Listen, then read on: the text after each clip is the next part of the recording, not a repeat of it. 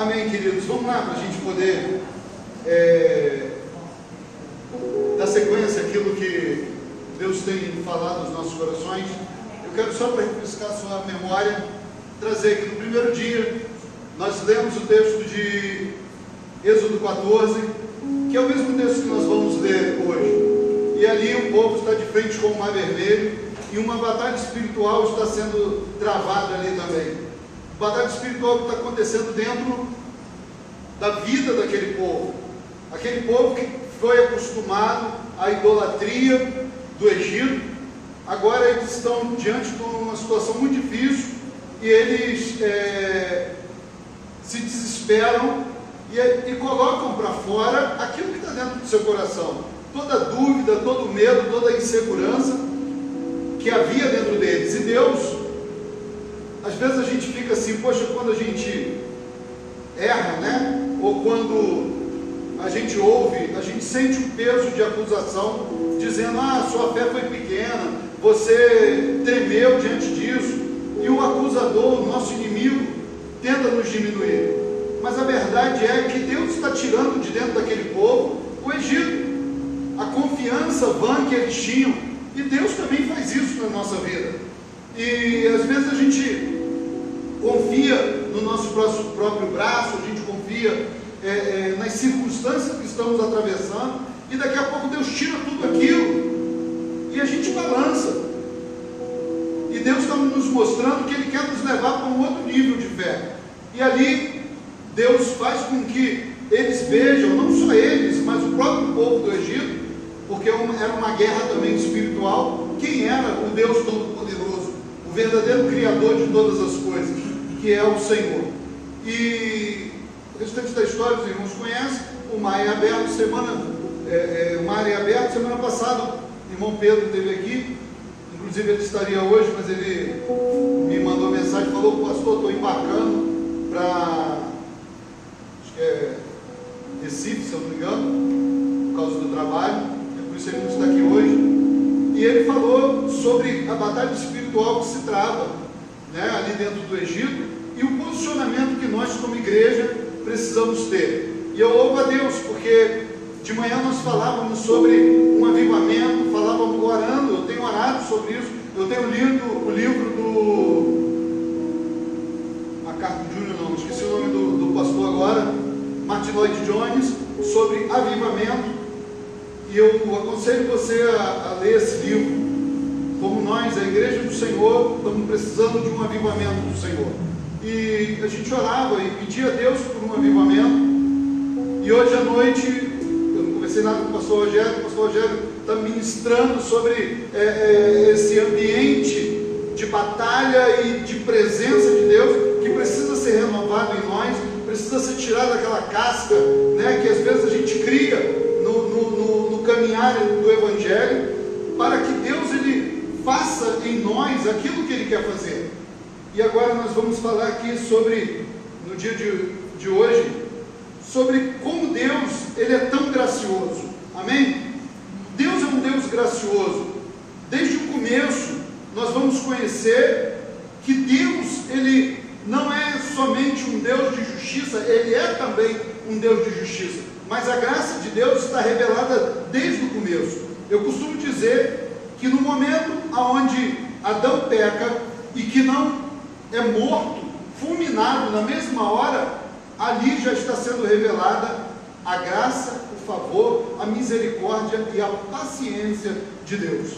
Só que ao longo do caminho foram se desenvolvendo as leis, e a igreja, né, por um determinado momento, entendeu esse Deus como um Deus de regras, um Deus que estabelece leis e que você tem que andar por ela para ser aceito. Mas na verdade nunca foi isso. As leis serviram por um determinado propósito, um determinado tempo. Até uma coisa muito interessante, quando Jesus ele nasce e ele é levado ao templo para ser apresentado, o sacerdote Zacarias toma Jesus em suas mãos, apresenta ao Senhor e ele diz assim, sacerdote Zacarias ele representava a lei, e ele apresenta o Senhor, ele diz, Senhor, agora despede o teu servo em paz. Então, o sacerdote Zacarias, ele tanto tinha uma promessa de que ele veria o Messias, como ele ali, como sacerdote, ele está dizendo: olha, a partir de agora, vocês vão ver o manifestar da graça. O teu servo, que representa, né, o Antigo Testamento, a lei, vai se cumprir nesse menino. Então, a graça de Deus, ela vem sendo revelada. E eu quero te dizer, meu irmão, que nos momentos de dificuldade, quando a gente olha determinadas circunstâncias, parece que a gente não está vendo e não vai ver a glória de Deus. Mas eu quero te desafiar a olhar pelo Espírito Santo o que Deus está fazendo na tua vida. Talvez você não esteja enfrentando algum momento difícil agora, mas os momentos difíceis, eles se apresentam em nossas vidas.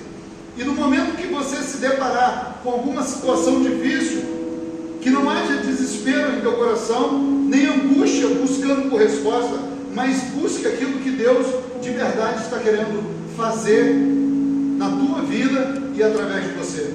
Amém? Vamos lá, vamos continuar. Vamos colocar a sua cabeça, nós vamos orar.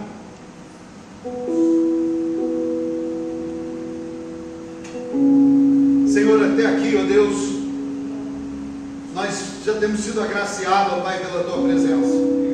Senhor, tu és maravilhoso, Deus. Estar nesse lugar, ó Deus, junto com os irmãos, é bom, ó Deus, porque o Senhor tem nos incomodado, Deus, para um tempo de vida nova, plena, um tempo, ó Deus, de busca, Senhor, porque talvez por um tempo nós tenhamos nos acostumado a fazer as coisas sozinhos, a fazer as coisas do jeito que nós achamos. E quem sabe, ó Deus, até algum de nós fomos adiante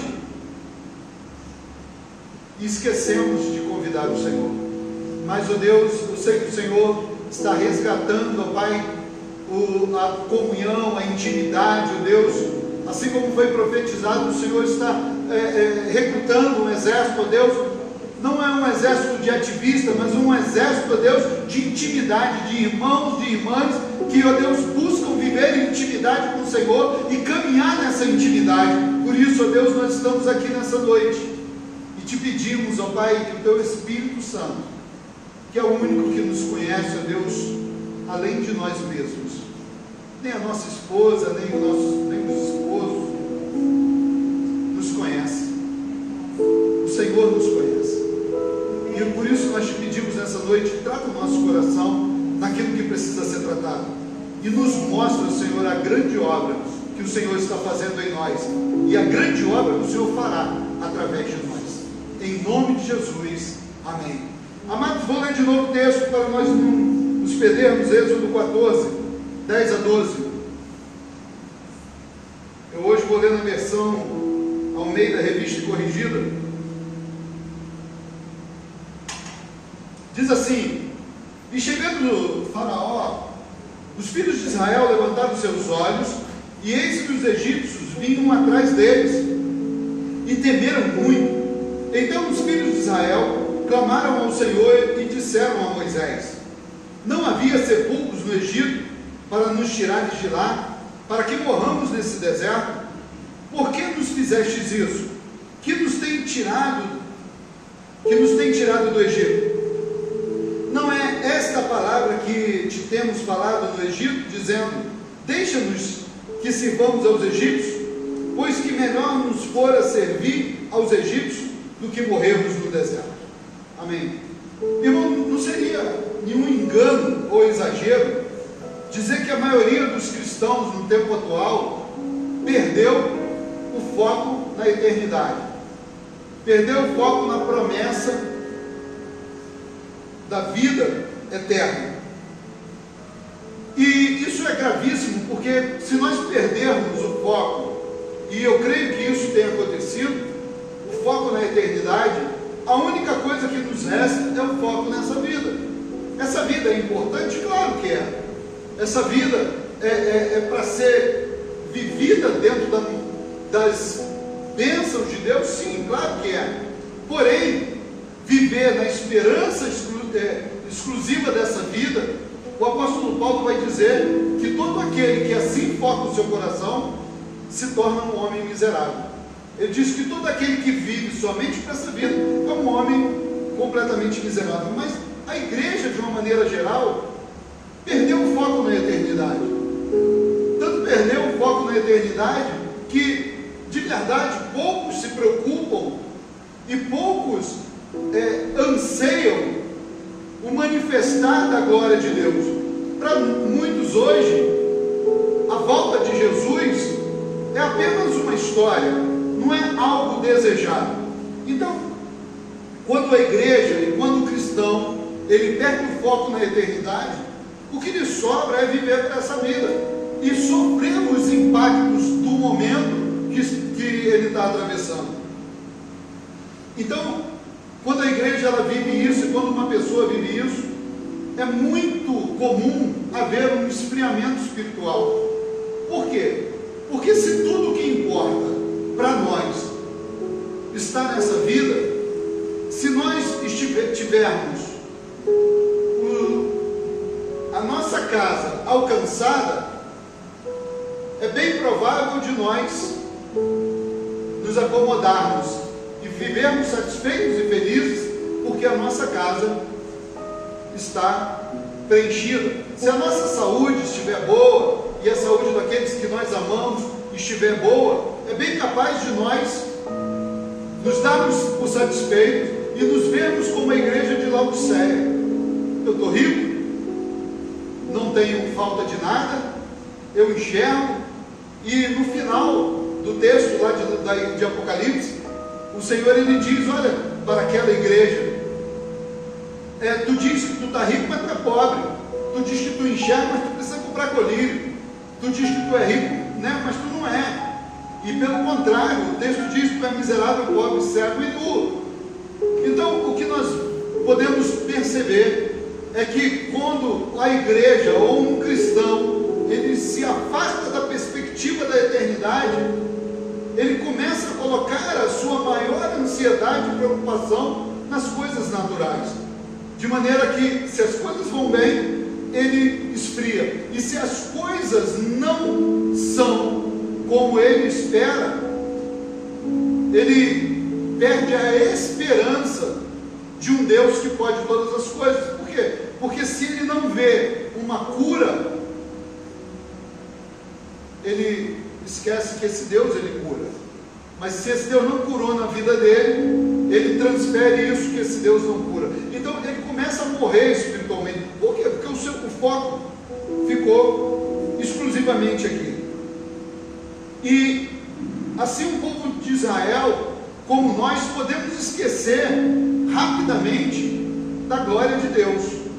Eu quero te lembrar que antes de chegar nesse momento, de estar diante do Mar Vermelho, o povo tinha visto sinais sobrenaturais de Deus, amém? Sinais tremendos de Deus, que eu tenho certeza que qualquer um de nós ficaria de boca aberta, de ver toda a calamidade que aconteceu no Egito, e você e o seu próprio povo não ser atingido, e logo depois, pouco tempo depois, eles estarem tão apáticos e abatidos espiritualmente, a ponto de dizer que era melhor estar no Egito. Então, tanto ele quanto qualquer um de nós, quando nos afastamos da perspectiva da eternidade, facilmente seremos pegos pelo esfriamento espiritual. E o que está acontecendo aqui é exatamente isso. Eles chegaram diante de um grande obstáculo, e ao invés de olhar a promessa que estava além do Mar Vermelho, que foi para isso que Deus tirou eles do Egito, para uma terra que mana leite e mel, que na verdade representaria aquilo que para nós é a nossa esperança, que é a vida eterna com Deus. Para eles era uma representação nessa terra, mas era algo que ilustrava o que era, o que viria da parte de Deus.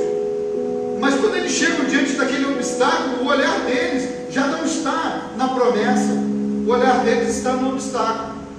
E o irmão Pedro, ele falou na semana passada, que atrás do povo de Israel, Deus estava, amém?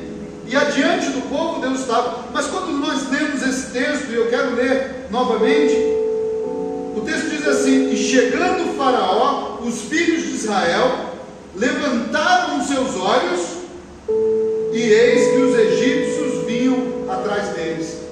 Eles olharam para trás e eles não viram a glória de Deus. Eles viram foi o obstáculo e agora a morte se aproximando. Então, apesar de Deus estar ali, quando nós perdemos a perspectiva da eternidade, nós começamos a olhar as coisas de maneira extremamente natural. Irmãos, eu vinha falando essa semana com uma pessoa, eu fui com o Alencar, nós passamos por um lugar e eu falei: Alencar, eu vi muitos milagres acontecer aí. Eu nasci nessa igreja e eu vi muitos milagres. E eu estava comentando com a irmã Marta, e a irmã Marta falou, a gente falando, né, que nós todos nascemos no Evangelho ali, e a irmã Marta pegou e falou: Márcio, eu vi muito milagre ali. E ela me contou, ela falou: teve uma vez que um homem chegou com a perna em carne viva, e a Wilma pediu: me traga o óleo. E pegou, a Marta trouxe o óleo, contando, a Marta que contou, que a pastora Wilma botou óleo na mão. Ela falou: não acredito que ela vai colocar a mão na perna desse homem desse jeito. Falou que a perna do homem estava em carne viva. E disse que ela tocou e ungiu e orou. Isso era um culto de terça-feira. Quando foi no domingo, a perna do homem que estava em carne viva estava totalmente restaurada. Irmão, nós vimos tantos milagres. E por que hoje nós não vemos milagres? Eu não estou falando que Deus não faça milagre, mas há alguma coisa acontecendo no meio da igreja, e nós precisamos ser despertados por Deus para onde nós estamos olhando, como nós estamos perdendo a perspectiva da eternidade, que hoje já não acontece isso. Quarta-feira eu estava no culto e entrou uma menina com a cabeça toda torcida pelo diabo. Alguns diriam que ela é problema mental. Irmãos, eu orei e nada aconteceu, e eu fico me perguntando: Senhor, o que está acontecendo? E eu olho para esse texto e eu vejo que de alguma maneira nós como igreja perdemos a perspectiva da eternidade, e quando nós olhamos para trás nós não conseguimos ver a glória de Deus, a não ser em lembranças. E aqui o povo, ainda que eles se lembrassem, eles tinham perdido, e eles falaram: não, nós vamos voltar, porque a nossa maior esperança é unicamente viver. E eu fico perguntando, irmãos, quantos de nós estamos exclusivamente preocupados em viver mais um dia? Quantos de nós estamos preocupados somente em cumprir a agenda de mais um dia, para nós termos o sustento? Então amanhã nós vamos trabalhar, amanhã nós vamos fazer as nossas atividades, mas esquecemos completamente. E é muito fácil amanhã você nem lembrar do que foi dito no culto de hoje. Por que isso? Porque a nossa perspectiva, a nossa maior importância está na sobrevivência naquele exato momento. Era isso que esse povo estava vivendo, a sobrevivência naquele exato momento. Então eles olham para trás e eles não veem a nuvem de glória. Mesmo tendo aberto ali o Mar Vermelho, depois de um tempo andando no deserto, e depois de 40 dias que Moisés ele está no monte, o povo esquece já de tudo e faz um bezerro para adorar. Você vê como é recorrente isso na vida daquele povo. E às vezes a gente olha e diz: não, é só na vida do povo. Será que é só na vida do povo? Que passou um milagre, alguns dias se passam e já esquecemos às vezes da promessa que nós fazemos nos momentos de grande angústia, de que nós iríamos buscar a Deus ferrenhamente, de que nós iríamos nos dedicar na sua obra. Será que é só com aquele povo, ou acontece conosco hoje também? Que basta passar passar a angústia da morte ou o aperto para nós esquecermos daquilo que falamos com Ele no íntimo do nosso coração. Então, eles esqueceram-se da promessa da terra prometida, que deveriam entender essa terra da promessa, a promessa da terra prometida. O povo tinha que entender que ia muito além de um local nessa própria terra e nessa vida, que era a representação de um plano da bondade e da misericórdia de Deus. Alguns confundem a graça e veem em oposição ao Deus, e a veem em oposição ao Deus do Antigo Testamento. Porém, todo o Antigo Testamento está cheio da revelação da graça de Deus. E a gente vai ver isso, e eu quero que você veja isso na tua vida. Talvez hoje você esteja precisando, ou você venha precisar de um manifestar gracioso de Deus. Mas eu quero que você olhe para trás na sua própria história e veja como a sua história está cheia da graça de Deus. Olha para trás aí quando eu bebo água. Não é para você olhar fisicamente, não. É para você olhar na sua história e ver o quanto a sua história está cheia da graça de Deus.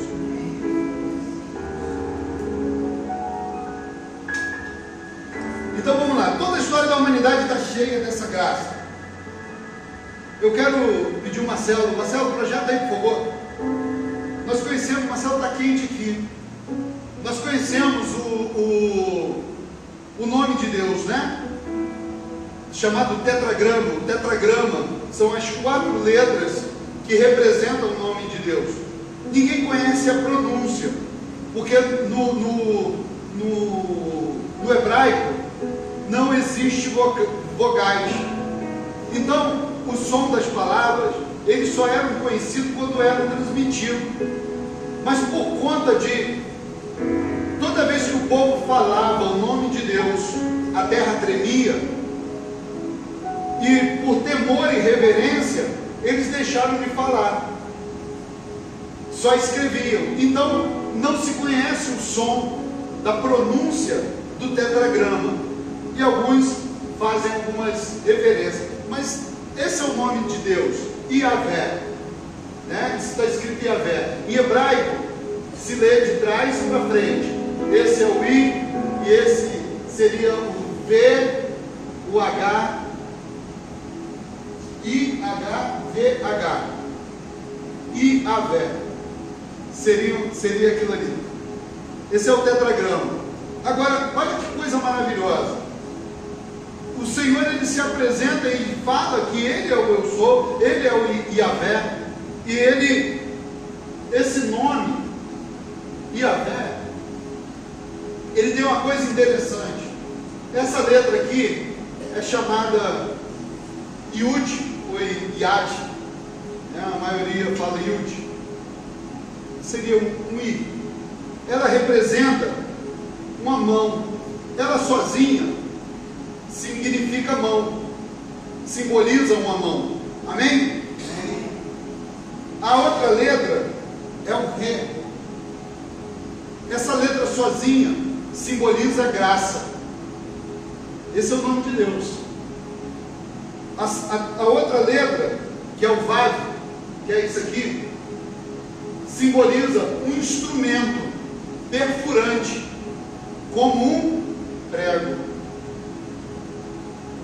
E a última letra simboliza graça.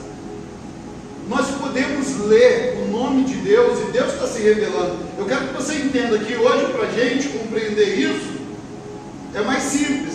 Mas Deus é didático e está se revelando na história da humanidade. Então Ele está dizendo quem Ele é. Que a minha mão de graça, isso aqui simboliza a mão, minha mão de graça, perfurada, produz graça. Isso está no nome de Yahvé. Quando Ele está se revelando, Ele diz: o meu nome é Yahvé. As pessoas não entendem. Hoje nós vamos entender por conta de todo o desenrolar. Tem coisas na nossa vida que a gente não entende naquele momento, mas que Deus tem o controle de todas as coisas, e Ele está se revelando. Ele vai se mostrar para o seu povo, para mim e para você, para nós o conhecermos gradualmente. Então, o próprio tetragrama, que representa o nome de Deus, já mostra aí a graça de Deus. Ele é um Deus, a sua mão de graça, perfurada, produz graça. Aleluia.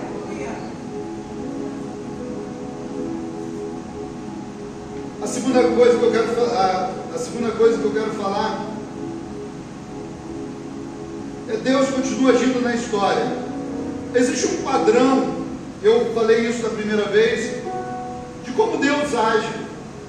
Deus, ele não age sempre da mesma maneira, mas há princípios ao qual Deus vai agir e ele vai se revelar. Então a gente pode ver, né, desde a história da formação do próprio homem. Da onde o homem vem? Deus tira o homem da onde?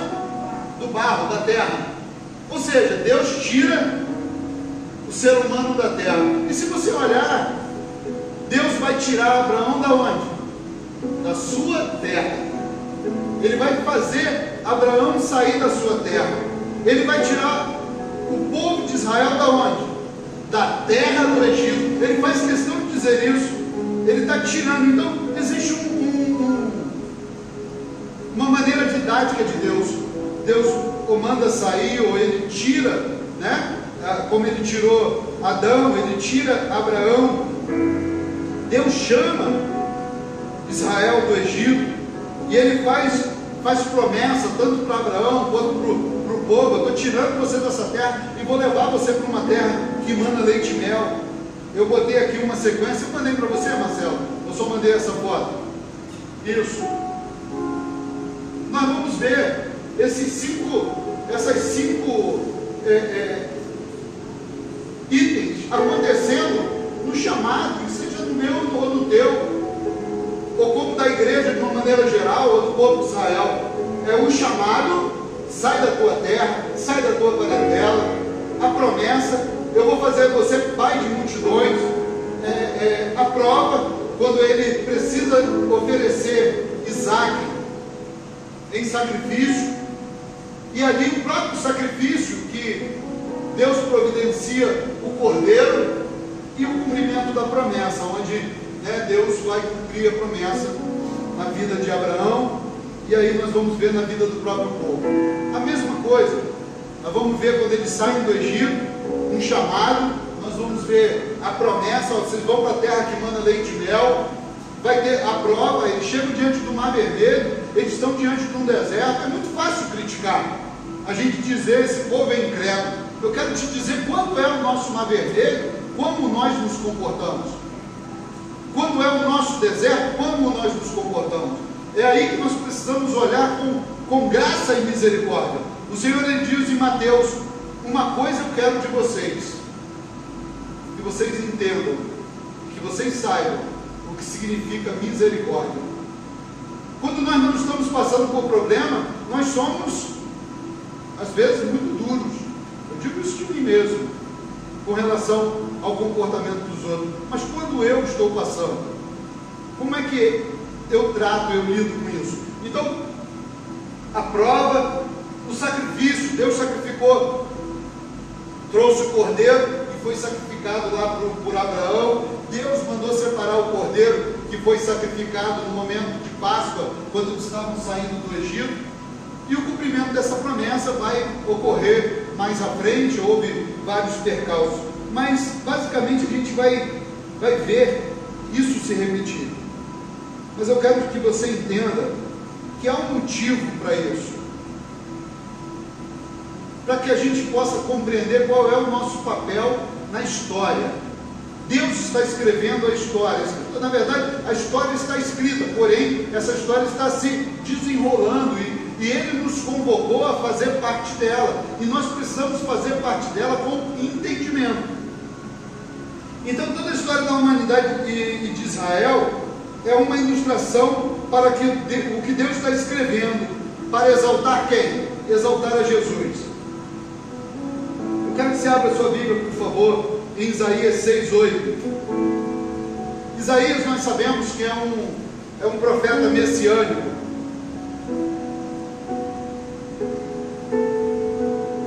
Muitos dos escritos de Isaías apontam para Jesus. Amém? E não é exagero nós pegarmos esse texto, onde Isaías ele vê a glória de Deus, e agora ele ouve Deus falar: a quem eu enviarei e quem há de ir por nós? E aí, aqui em Isaías 6:8, então ouvi a voz do Senhor dizendo: quem será o mensageiro que eu vou enviar ao meu povo? Quem irá por nós? E eu respondi, eu quem? Isaías. Eu respondi: eu irei, Senhor, envie-me a mim. Isso é muito interessante, porque se nós olharmos, é Isaías falando na visão que ele teve. Mas eu quero te lembrar que Isaías é um profeta messiânico. Então é certo que ele não está falando dele mesmo, ele está falando do próprio Jesus. Jesus está no céu, na glória de Deus, e ele ouve o Pai dizer: a quem eu vou enviar? E quem há de ir por nós? E Jesus diz: eis-me aqui, envia-me a mim. Olha a história se repetindo. Mais uma vez, o Pai faz um chamado. Quem é que vai? Jesus fala: eu vou. Amém? Jesus fala: eu vou. Jesus vai sair. O Pai é didático, Deus é didático. Deus vai pegar a gente pela mão. Não importa quanto tempo a gente leva, Deus vai nos pegar pela mão e vai nos ensinar. A Bíblia diz que ainda que caia o justo, não ficará prostrado, porque o Senhor o levantará. Amém? Ainda que no caminhar a gente caia, não devemos, seja lá qual for a perspectiva, buscar cair. Mas se cairmos, Deus é didático, Ele está nos ensinando a caminhar, e Ele vai nos levantar. Então, Deus Ele está preparando os seus filhos. E em Filipenses, o apóstolo Paulo, ele nos traz a revelação de Jesus. O que está acontecendo? O que Isaías profetizou, Paulo está trazendo essa revelação em Filipenses 2, versículo 6 a 8. Pois ele, subsistindo em forma de Deus, não julgou como usurpação o ser igual a Deus. Antes a si mesmo se esvaziou, assumindo a forma de servo, tornando-se semelhante de homens e reconhecido em figura humana, a si mesmo se humilhou. Então nós vemos mais uma vez o padrão de Deus se repetindo. Deus quer fazer alguma coisa na história, e Ele tira o homem do pó, Ele tira Abraão da sua terra, Ele tira Israel do Egito, e agora Ele tira o Filho do céu. Por quê? Porque o nome dele diz que a mão perfurada de graça dele produziria graça. Então ele tira o Filho do céu, ele faz uma convocação, e o Filho diz: eis-me aqui, eu vou. João capítulo 5, versículo 19. Então lhes falou Jesus. Preste atenção nesse texto, porque de tudo que eu falei, esse texto resume o que eu penso que Deus queira nos compartilhar nessa noite. João 5,19 diz assim: então lhes falou Jesus: em verdade vos digo, que o Filho nada pode fazer de si mesmo, senão somente aquilo que vir fazer o Pai. Tudo o que este fizer, o Filho também semelhantemente o fará. Desde a eternidade, desde o começo da humanidade, o Filho está vendo o Pai, e o Pai tira o homem do pó da terra. O Filho, a Bíblia diz que o Filho faz o que vê o Pai fazendo, tira o homem do pó da terra, tira Abraão da sua terra, tira Israel do Egito. E quando Deus fala: quem é que vai? O Filho diz: eu vou, porque eu sei o que está no coração do Pai. Você está entendendo o que está acontecendo aqui? A Bíblia diz, naturalmente é assim. Um filho deve andar como o pai para aprender como o pai. E o filho, que é Jesus, está ali, na eternidade, no conselho supremo de Deus. Aliás, um dos nomes de Deus é Elohim, que Elohim é um plural, né, que na teologia é chamado o plural majestático de Deus, é o plural da majestade de Deus, Pai, Filho e Espírito Santo. Ele está lá no Santo Conselho e ele está vendo o Pai agir.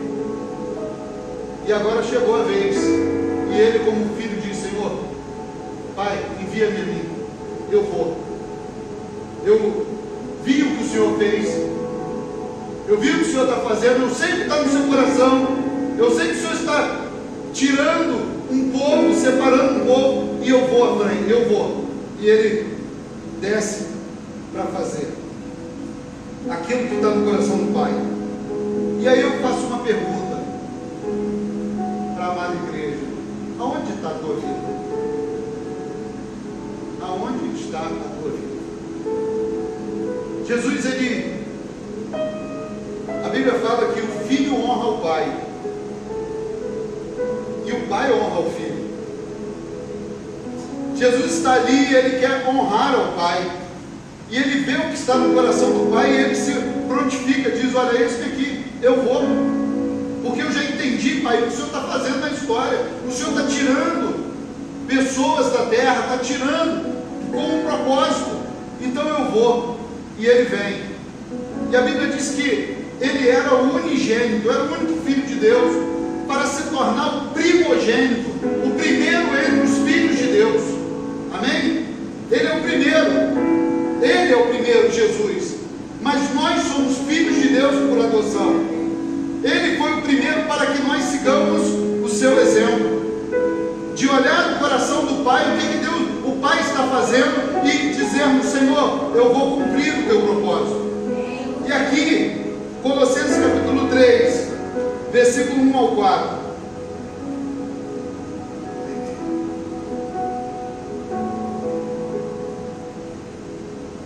Traz um resumo de alguém que não perde a expectativa da eternidade, de pessoas que entendem o propósito e o chamado de Deus, que podem passar por angústias e tribulações, mas que sabem que esse Deus gracioso jamais os abandona, jamais os abandonará, e que no final ele tem um projeto que vale a pena seguir, e nós estamos seguindo as pisaduras de Jesus.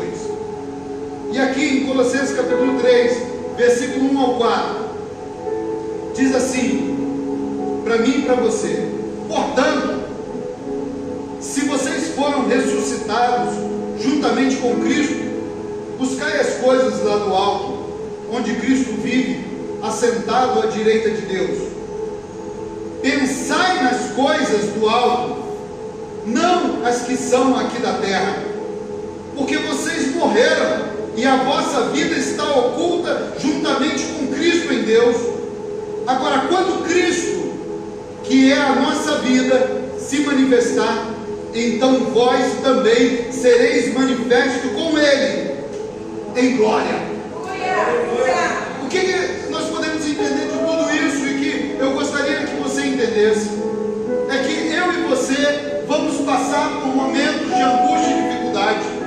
E quando nós estivermos diante desse momento de angústia e dificuldade, nós temos que entender o propósito, por que nós estamos ali. Nós estamos ali porque estamos seguindo os passos da graça de Deus. Nós estamos seguindo o primogênito, ele foi adiante nos mostrar como nós temos que fazer. E nós agora estamos diante de uma dificuldade, mas nessa dificuldade eu não posso perder a perspectiva da eternidade. Por quê? Porque como o meu e o seu irmão mais velho, nós já morremos, e a nossa vida não está mais aqui. A nossa vida está guardada em Deus. E às vezes a gente vai precisar, e aqui eu quero trazer uma palavra para os adolescentes, para os jovens, que às vezes pensam que abrir mão, não vale a pena abrir mão de determinados prazeres e coisas nesse tempo, E digo isso também para determinados adultos. Não vale a pena abrir mão de determinadas coisas nessa vida, porque eu preciso aproveitar a vida. Se engana se você pensa que a vida que você tem para aproveitar é somente essa, de 60, 70, 80 anos, ou de juventude de 20 anos, uma janela de 20 anos. Não, a nossa vida está na eternidade. O que fizermos aqui vai repercutir na eternidade. A determinação que tivermos em confiar na promessa de Deus aqui vai repercutir em nós na eternidade. De maneira que o texto de Colossenses capítulo 3, versículo 1 ao 4, diz que quando Cristo, que é a nossa vida, se manifestar, então vós também serão manifestos por Ele. Nós não temos o hábito de economizar. Não temos, por nossa cultura. O que a gente ganha, a gente gasta. E aí os momentos difíceis vêm, e geralmente a gente não tem um recurso, ou quando tem, ele é muito limitado.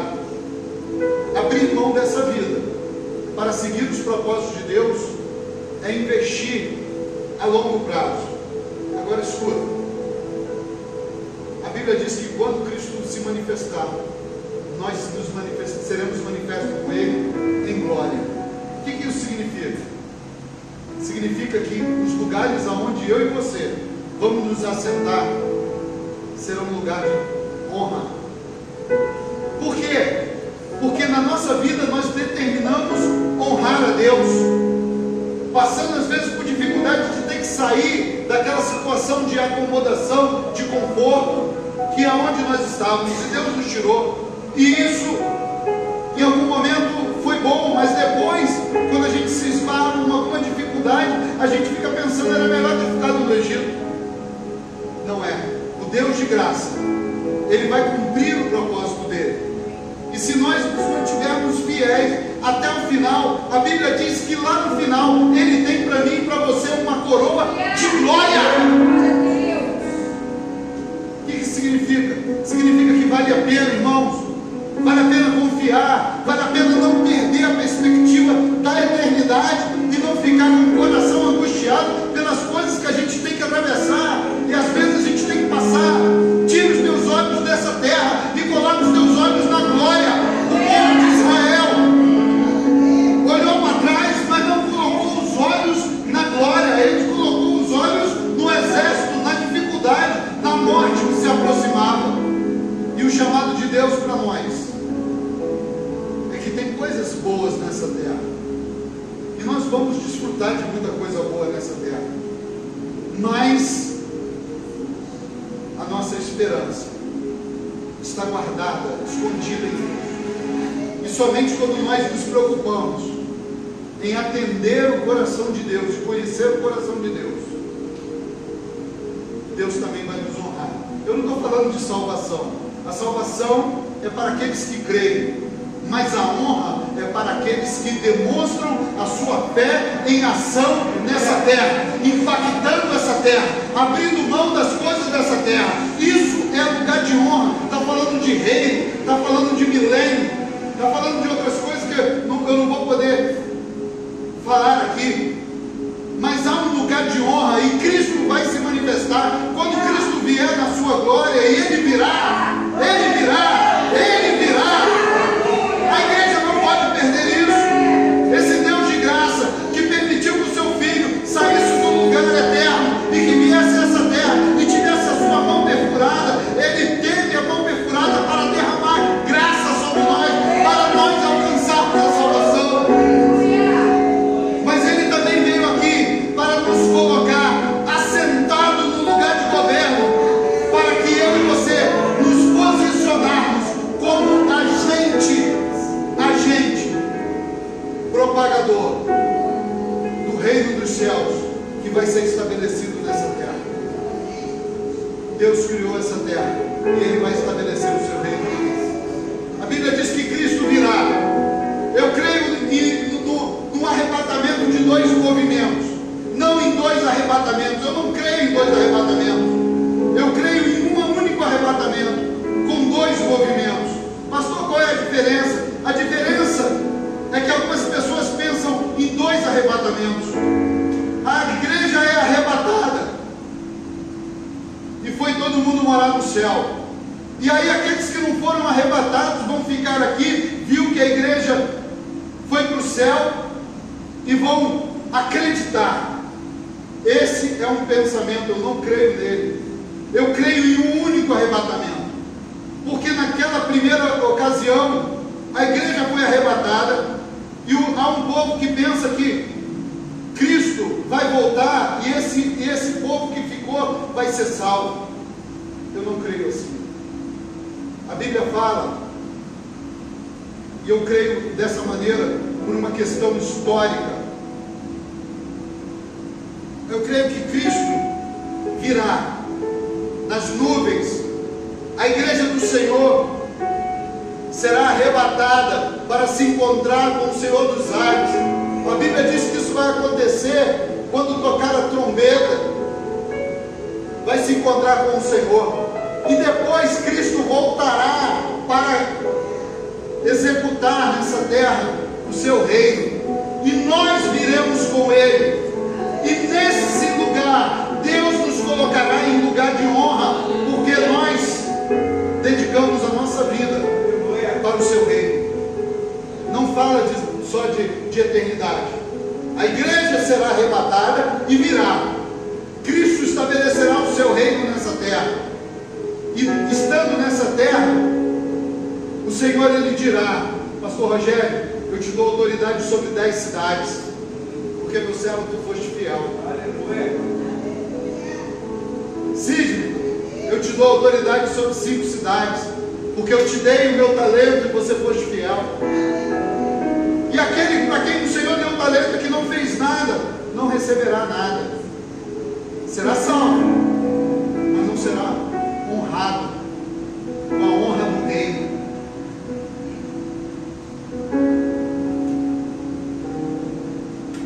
Queridos,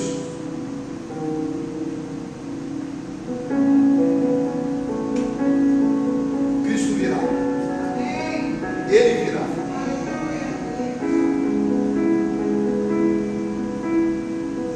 Por que eu digo que eu creio dessa maneira? Eu já vou terminar. Porque historicamente era assim que acontecia. Toda vez que um rei que governava uma nação, ele saía, seja para uma missão diplomática, ou seja, para uma guerra, ele ia embora com o seu exército. O seu povo ficava esperando o rei a quem amava, esperando que o seu rei voltasse vitorioso da guerra, voltasse triunfante. E quando chegava a notícia de que esse rei estava voltando, o que acontecia? A cidade, o povo saía de dentro da cidade e ia para o campo para se encontrar com o rei. E depois eles voltavam, jubilando junto com esse rei, vitorioso, para declarar: o meu rei voltou, ele é vitorioso.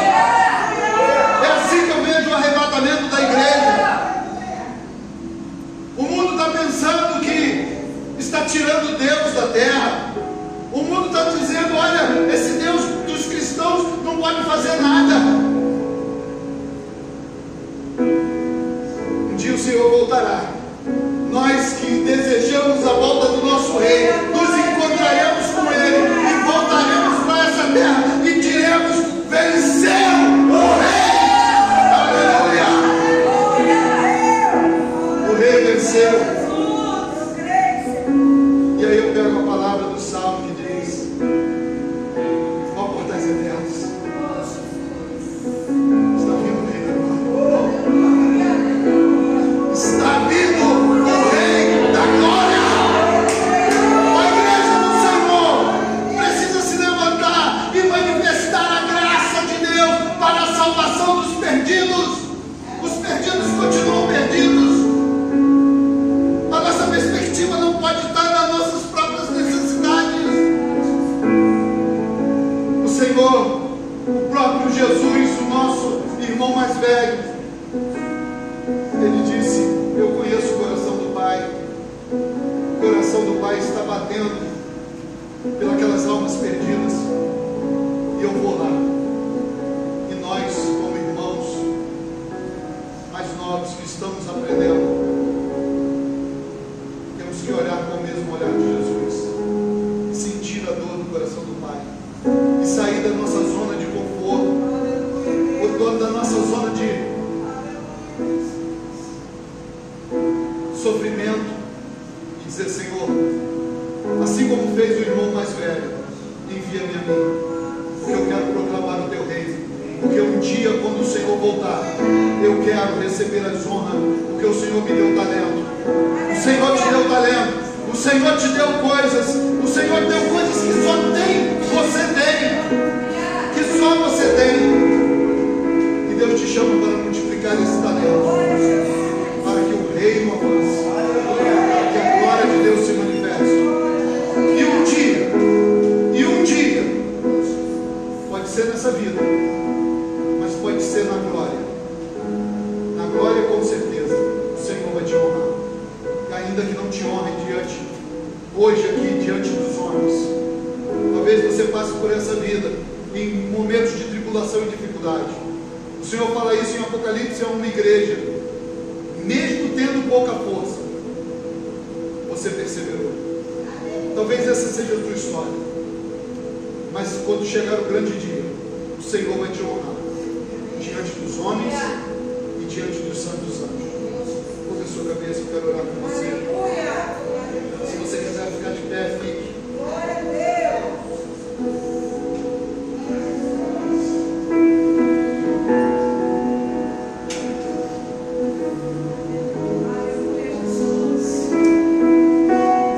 Talvez você esteja num momento de decisão, num momento de sacrifício, num momento de angústia.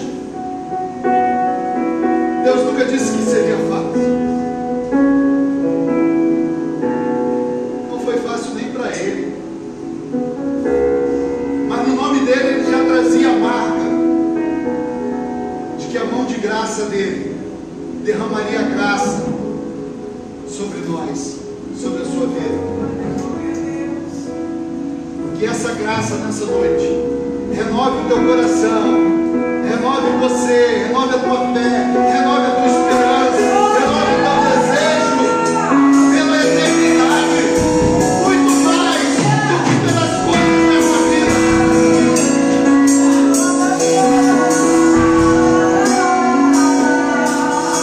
Deus talvez tenha te parado de frente com o Pai eterno para dizer: eu estou fazendo uma grande obra. E eu preciso que você entenda no meu coração.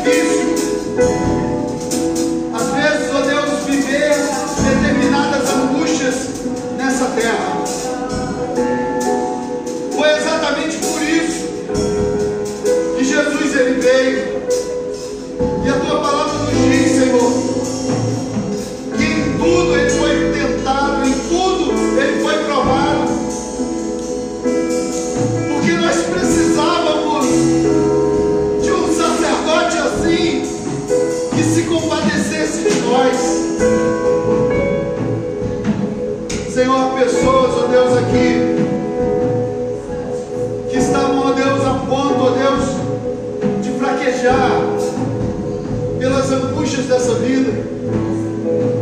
Senhor amado, e eu sei, ó Deus, que o Senhor se compadece, que o Senhor toma pelas mãos